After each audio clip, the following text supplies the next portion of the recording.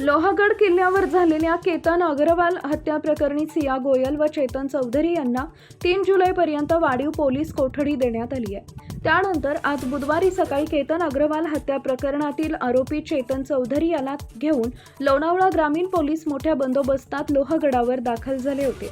Police अधीक्षक संदीप सिंह गिल व अन्य अधिकारी देखील गडावर हजर होते। 18 जून रोजी केतन अग्रवाल याचा लोहगड किल्ल्यावरून दरीमध्ये पडून मृत्यू झाला होता।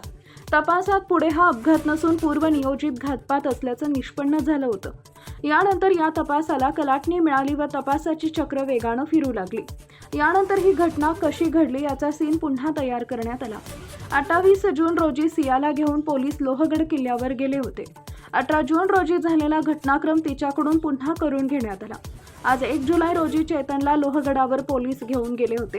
सियानं दिलेली माहिती व चेतनच्या सीन रिक्रिएशनमध्ये जुळते का याची उलट तपासणी यामध्ये करण्यात आली।